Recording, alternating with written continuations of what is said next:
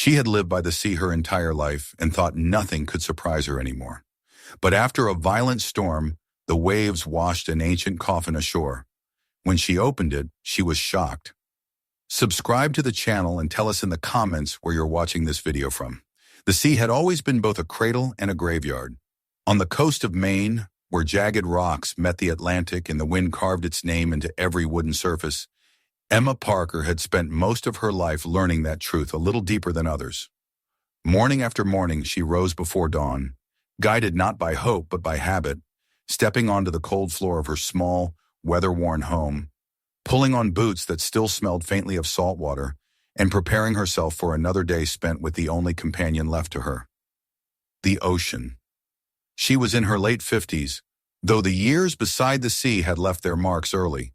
Her hair had silvered before she was ready, the sun had carved lines around her eyes long before laughter could, and her hands had become tools more than flesh, calloused and strong from decades of tying knots, pulling traps and fighting the stubbornness of the tides. She wasn't frail, and she wasn't weak. She simply was a woman shaped by the relentless rhythm of water and time. The house where she lived stood at the very edge of the small harbor town, as though she and the rest of civilization had agreed long ago that she would remain close, but never quite within reach. Every shelf inside carried some reminder of the life she once had: a yellowed photograph of her husband Mark smiling proudly next to a boat they had rebuilt together, a coffee mug with the paint chipped where his wedding ring used to tap it, a raincoat still hanging by the door, untouched since the day the sea refused to return him. 3 years had passed since the storm that had taken him. 3 years of silence where his voice should have been. 3 years of setting an extra chair at the table, though she never sat across from it. Every morning she lit a lamp in the window facing the harbor, even after search crews gave up, because she believed, no, she needed to believe that light could guide anyone home. But the ocean had made its decision, so the lamp stayed. Not for Mark anymore, but because she didn't know how to stop lighting it. Still, life, like the tide, insisted on moving forward. Emma continued to fish, because anything else would have meant accepting a world where the sea could win entirely. She loaded her traps into the boat, checked the motor as she always did, and pushed off into the gray morning. Most days passed without surprise. The water gave her what it wanted. She thanked it silently, and they both retreated into their routines.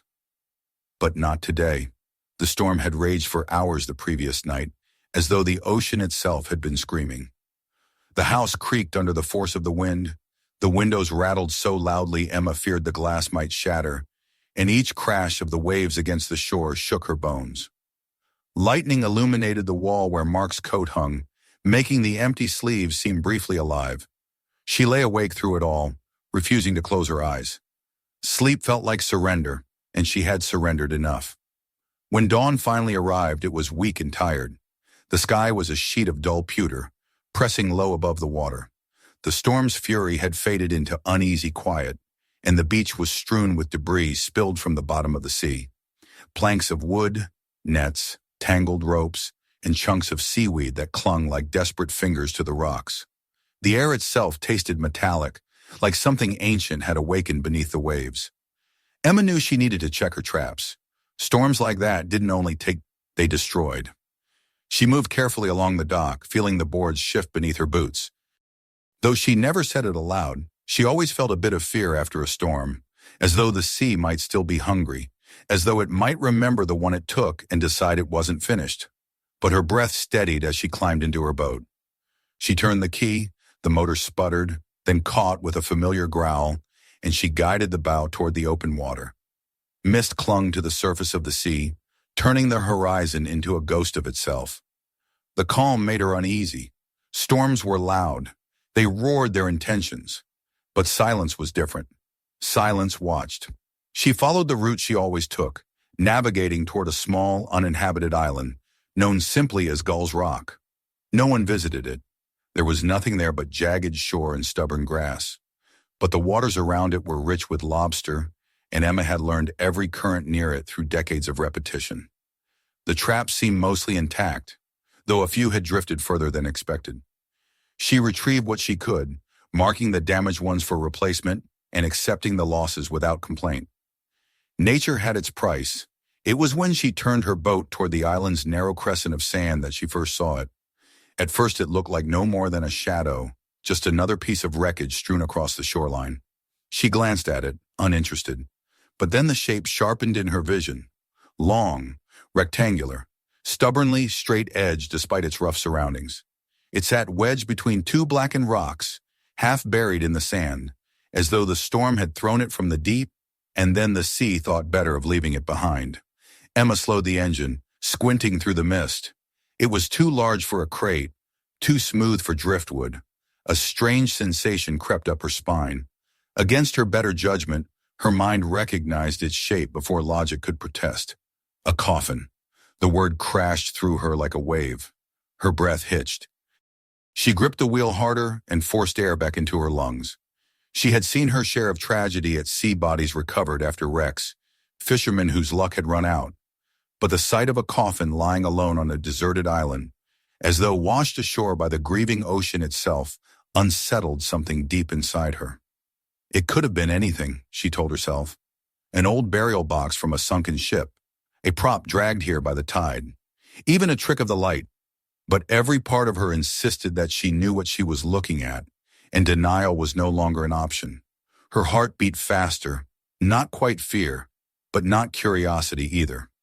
Something heavier, something that felt like fate tightening a knot. She dropped anchor a short distance from the beach and stepped into her small rowboat. The water lapped quietly at its sides as she paddled toward the sand. Each pull of the oars felt deliberate, as though the sea itself were watching her approach. When she stepped onto the shore, her boots sank slightly into the wet sand. The air smelled of kelp and old secrets. She cautiously made her way toward the object, each step weighted with the knowledge that she was crossing a boundary she could not uncross. Only when she stood a few feet away did she fully accept the truth. It was a coffin, or something made to look very much like one. The wood was dark with age and water, crusted with barnacles and strips of seaweed. Metal bands wrapped around it, rusted nearly to dust, but still clinging stubbornly in place. The surface, though scarred by time, bore faint carvings, curves, and shapes reminiscent of waves and vines intertwined. Emma's fingers hovered just above the design without touching it. She shivered despite the still air. This coffin had a story, a long one that the sea had carried and hidden until this moment. No burial ground existed anywhere nearby, and no reason she could imagine explained how a coffin sealed, ornate, unmistakably intended for someone important, had come to rest on this lonely strip of land. Her first instinct returned.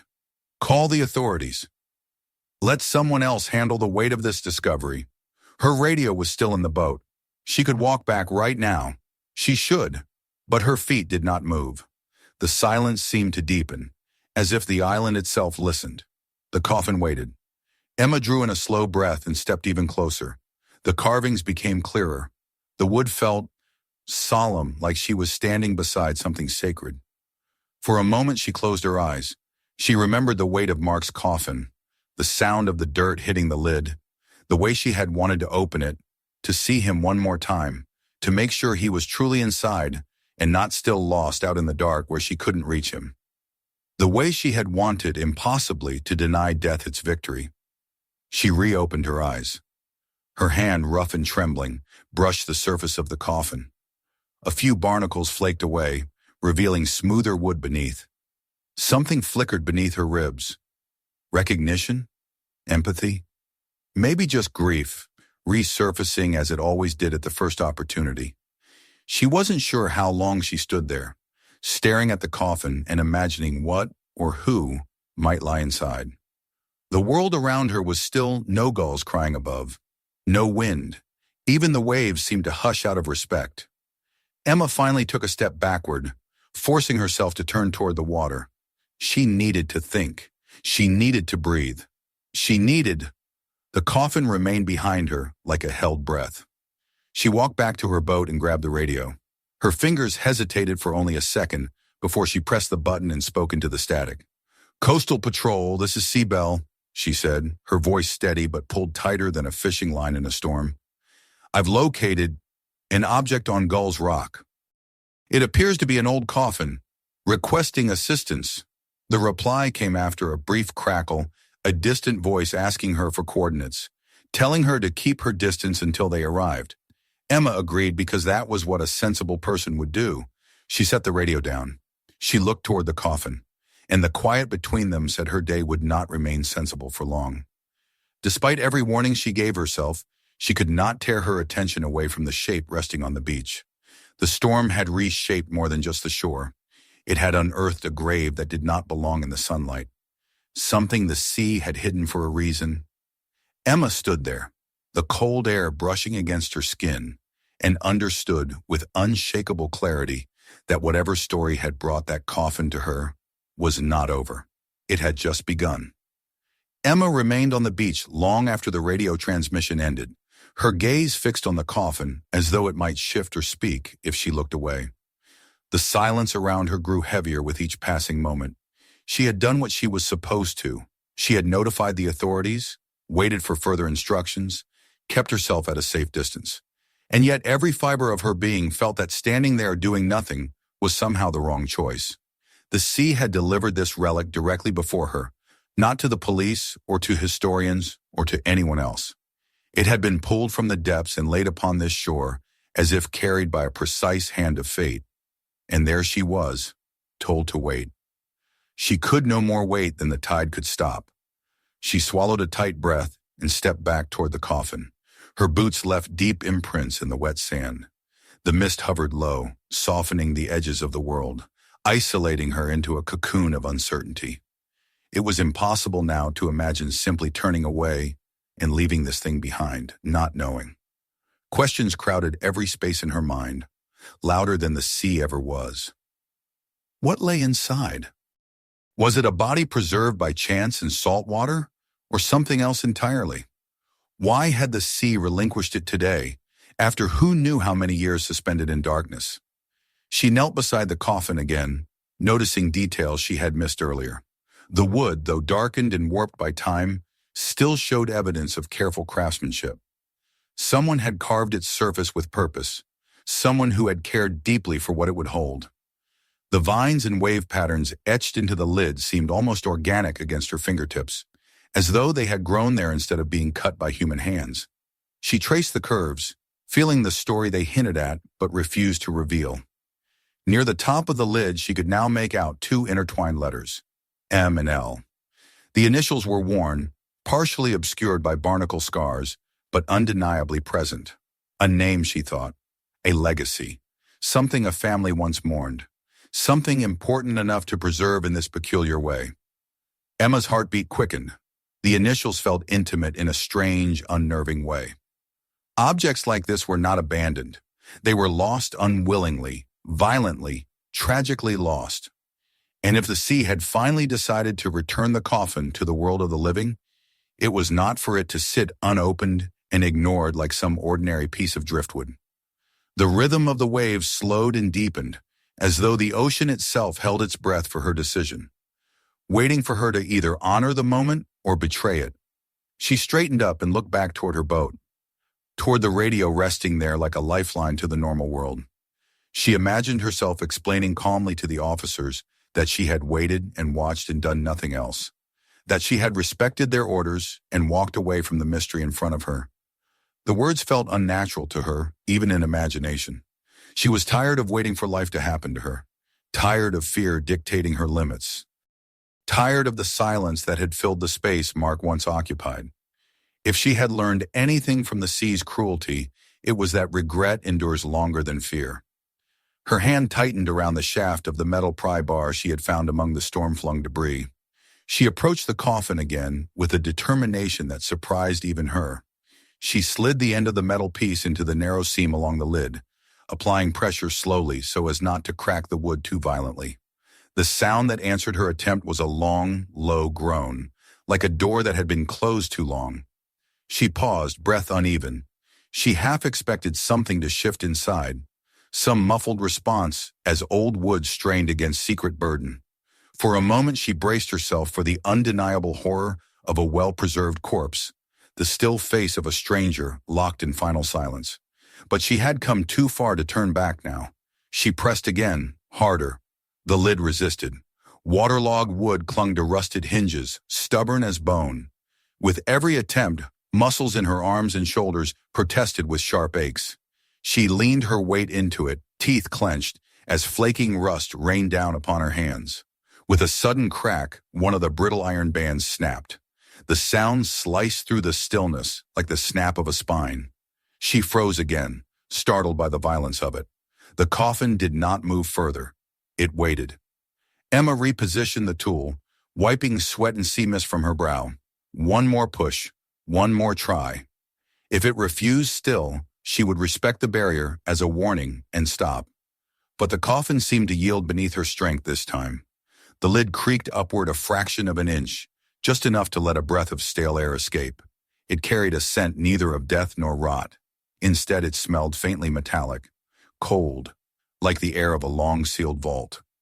She withdrew the tool slowly, her heart pounding as she placed her fingers beneath the lip of the lid. Using both hands now, she lifted. The hinges shrieked like something waking unwillingly from centuries of sleep. She staggered back as the lid slid partly to the side, sand crumbling into the relative darkness beneath. For a few seconds she did not move, afraid of what she might see if she dared peer inside.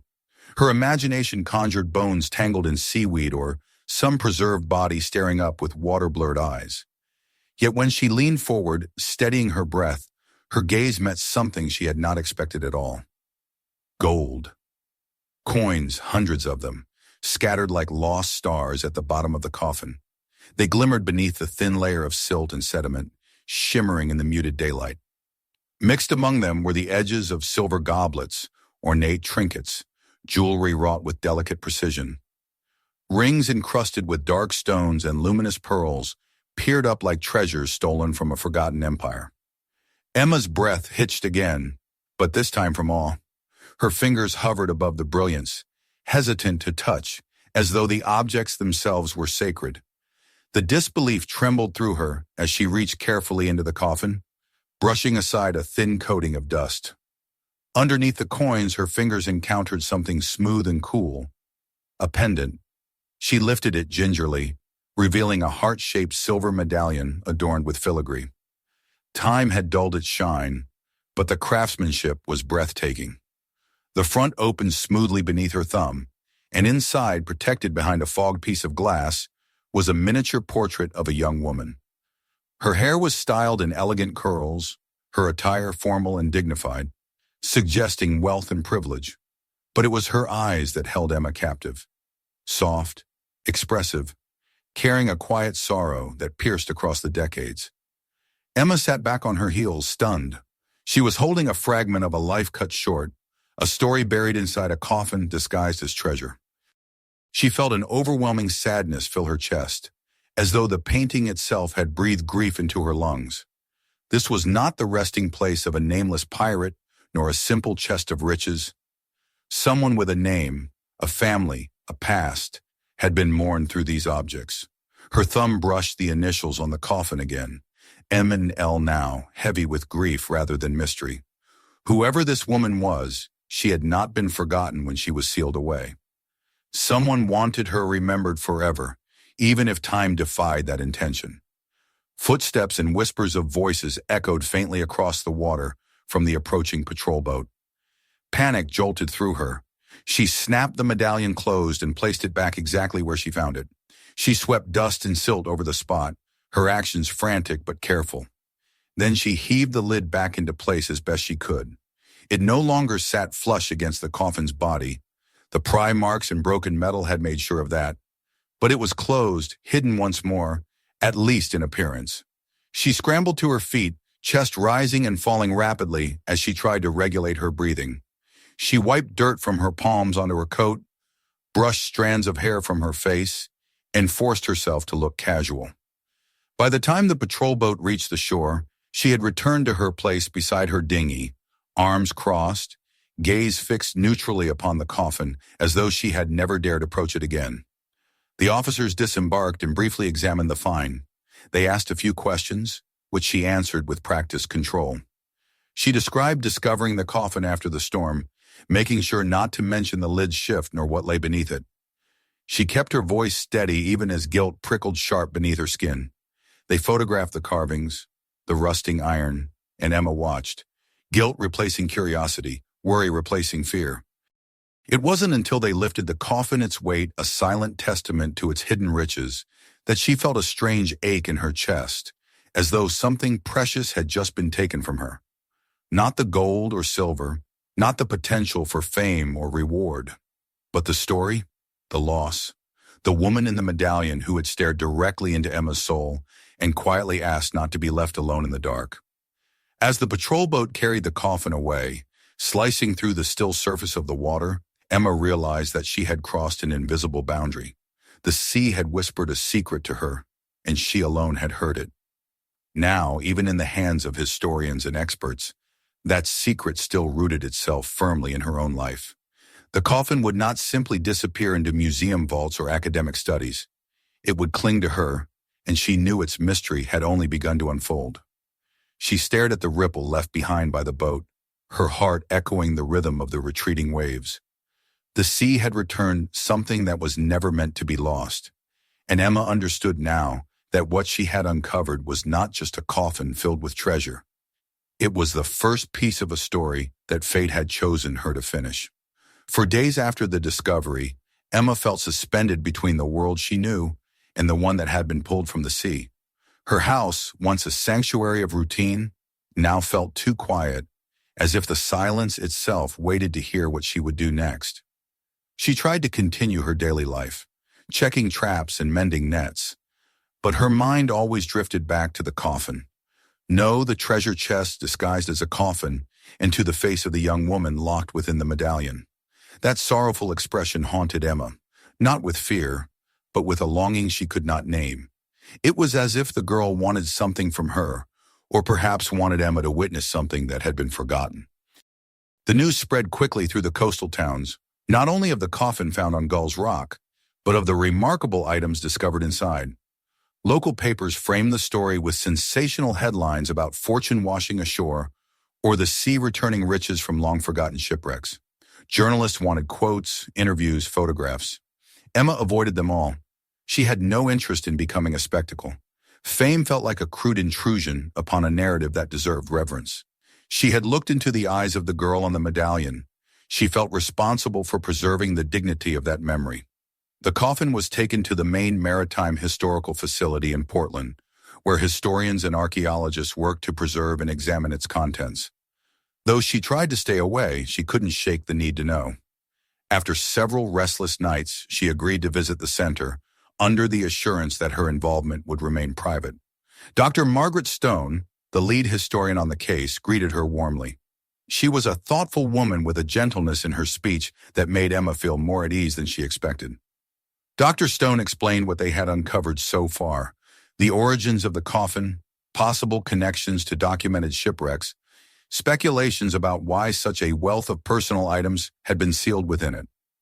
Emma listened in silence, her gaze fixed on the array of restored treasures laid out under the bright museum lights. Coins polished to their original gleam, silver goblets reflecting the overhead lamps, rings and necklaces free of the grime that had masked their beauty. But Emma saw none of it clearly. Her eyes were drawn instead to the medallion, now cleaned and placed carefully at the center of the exhibit. The portrait inside appeared sharper and more alive than it had on the beach. The young woman's eyes seemed to hold the weight of the ocean in their depths. Dr. Stone shared the most important discovery. Through tracing family crests and maritime logs, the curators believed the coffin belonged to the Livingston family, a wealthy lineage from Boston. Records showed that their private vessel, the Royal Dove, went down off the Maine coast in the 1850s. A storm had overwhelmed the ship on its return trip to England. Most passengers drowned, including the captain's daughter, Mary L. Livingston. The name struck Emma with an unexpected tightness in her chest. M.L., the initials carved into the coffin lid. The medallion made sense now. It wasn't treasure for greed, but treasure for mourning. A desperate attempt to preserve the memory of a beloved daughter within the only sanctuary the sea might honor. As Dr. Stone continued speaking, Emma's attention drifted. She imagined the final moments before the Royal Dove sank. How Marielle's father must have grieved, knowing that the ocean would take his daughter forever. Perhaps sealing her with the family's cherished heirlooms was his last act of devotion, his way of ensuring that even in death, she would not be lost to oblivion. Emma felt tears gathering. The parallel was unbearable. She too had lost someone to the sea. She too had wanted to keep him beside her, to preserve his presence in some tangible form. But the ocean played by its own rules, and she had learned too late that nothing could be held against its will. When Dr. Stone announced that Emma would receive a substantial reward for her discovery, over $2 million, Emma barely reacted. Wealth had never mattered to her. It felt hollow compared to the weight in her heart. She nodded politely, accepted the necessary paperwork, and left without a backward glance at the shining gold or the admiring eyes of the museum staff. The sum was staggering, enough to change everything about her modest life. Neighbors speculated endlessly about what she would do with it. Buy a bigger home, upgrade her boat, sell her share of the harbor, and move somewhere bright and warm where storms were rare and grief felt unnecessary. People offered suggestions with false excitement and real envy, but Emma smiled quietly and kept her thoughts close. The money meant little compared to what the sea had given her, a reminder that even lost lives still demanded to be remembered. Each day she returned to the water, to the smell of salt, and the low hum of waves against the hull of her boat. Yet the sea no longer felt like an indifferent companion. Now it felt purposeful. It had given her a task, something unfinished that she alone was meant to fulfill. She passed Gull's Rock often, staring toward the spot where she had first laid eyes on the coffin. That moment replayed in her mind with vivid clarity, the stillness of the air, the whisper of destiny in the silence, the knowledge that she had not stumbled upon the coffin by chance. Emma found her thoughts wandering to the abandoned lighthouse outside town, a tall, lonely structure that once guided sailors home. It had been decommissioned decades ago when newer navigational technology made it unnecessary. Now it stood as a hollow monument, windows broken, walls crumbling, its lantern room dark for years. Yet Emma remembered how brightly that light once shone, how it had filled her with hope on stormy nights, while she waited for Mark's boat to appear on the horizon.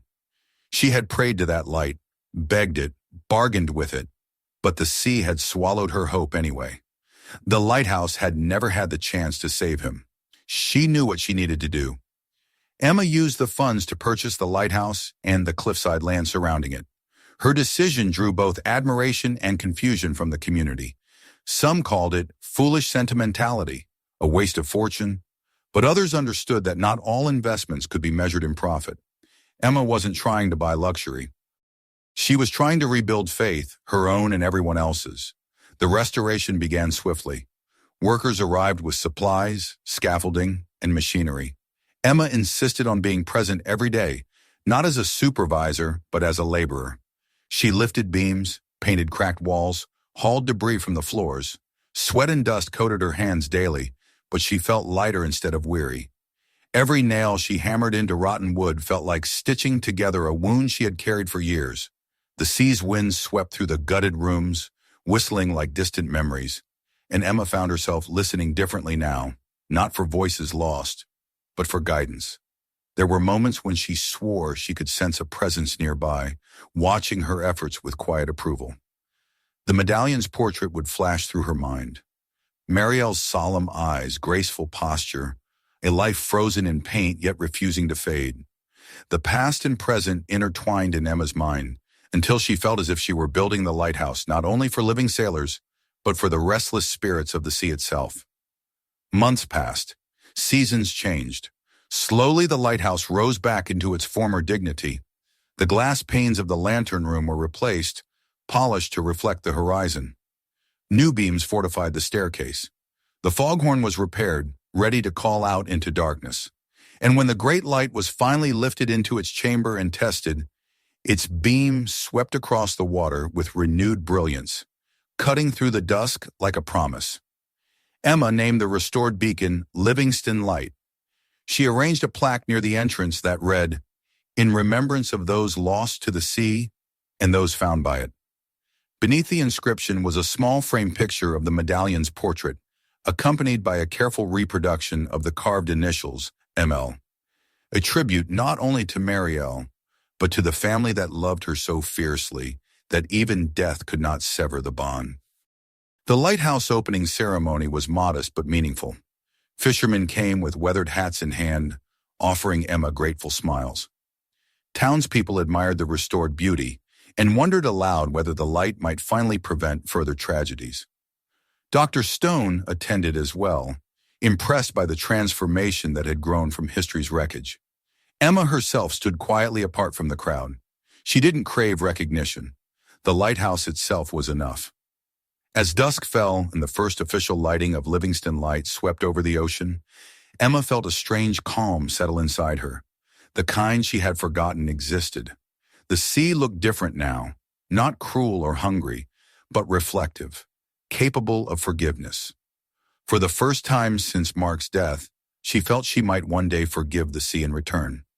She returned home that night with the quiet satisfaction of someone who had taken grief and reshaped it into something useful, something kind. But she also returned with the understanding that the story was not finished. She felt a pull stronger than any current, a whisper beneath the waves. The medallion, the coffin, the sorrowful girl looking out from across a century. Something in that story still needed Emma. And as she placed a hand against her heart, she knew she was ready to follow wherever that story would lead her. Years unfolded gently after the light of Livingston Lighthouse first swept across the dark Atlantic, guiding vessels both real and symbolic. The people of the harbor town soon came to rely on its steady beam, the same way Emma had once relied on a little lamp in her window, an anchor against fear, a reminder that darkness, no matter how vast, was never absolute. And within those years, Emma's life, once stagnant and shriveled by loss, bloomed quietly into something meaningful. The lighthouse was never simply a building to her, it was a promise returned to the living. She took joy in small things again, brewing fresh coffee for passing captains, stocking warm blankets in the storage room, polishing the brass railings that spiraled up toward the lantern room. She wrote in a journal now and then, filling pages with reflections, not regrets. And in the soft glow of the lighthouse interior, she often paused to admire the framed tribute to Marielle Livingston and the carved initials that once adorned the lid of the grub the sea had delivered into her life. Emma never called it treasure. She never spoke of gold. To her, it remained a coffin, first a vessel for a memory that had refused to drown. With the passing of days into seasons, Emma grew older in a way that was less burdened and more tender.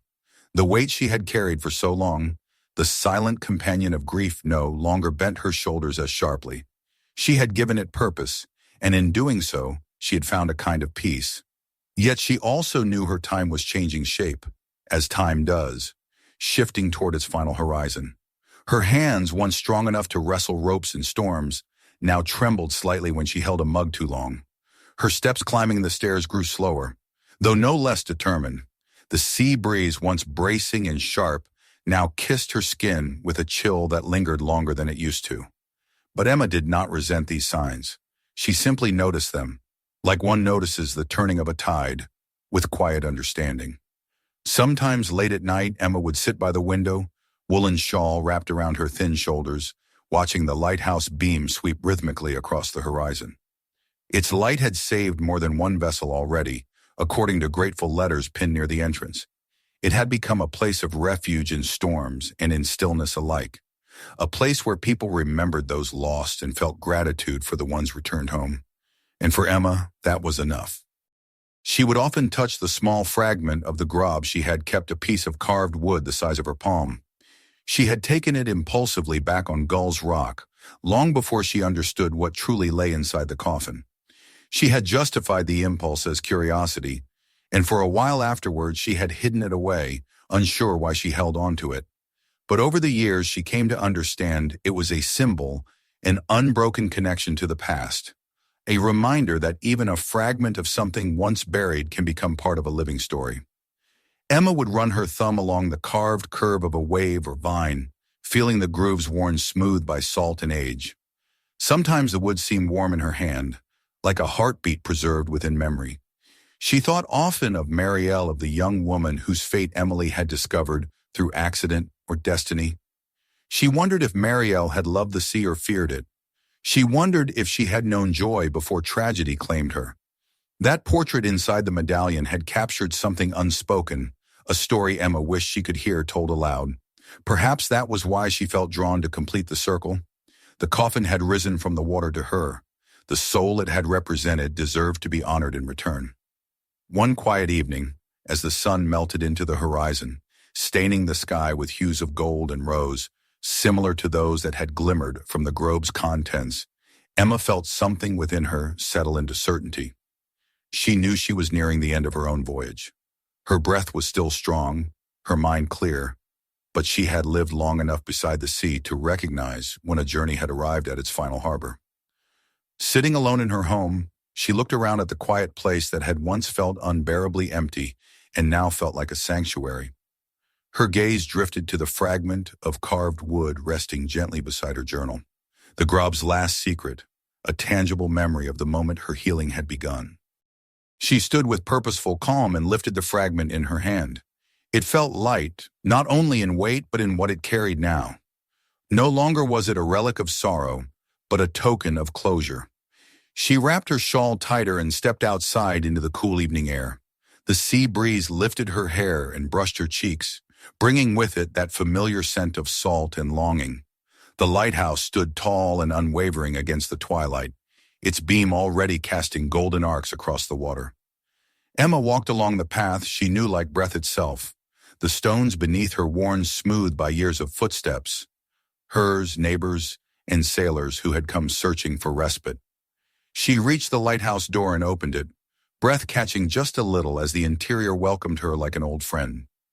The stairway spiraled upward, steep and narrow, illuminated only by the lantern light spilling from above. She took hold of the rail and began her ascent. It was slower than in years past, each step a small promise kept, but there was no hesitation. Her body might have aged, but her resolve was as solid as the wall surrounding her. With each turn upward, memories brushed her shoulders like silent companions.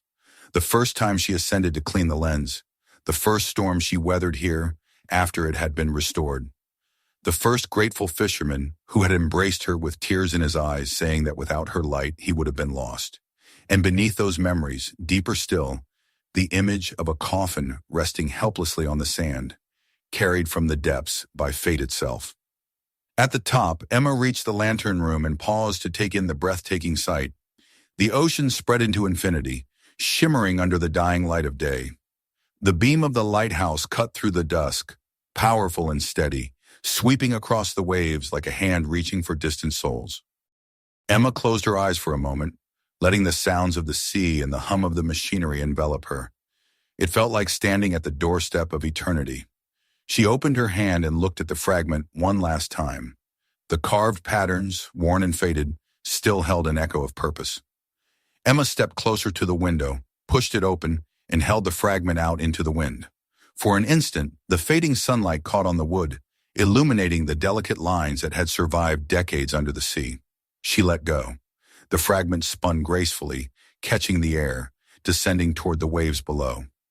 The ocean received it quietly, ripples spreading outward like whispers returning home. For Emma, that gesture was not an ending, but a completion.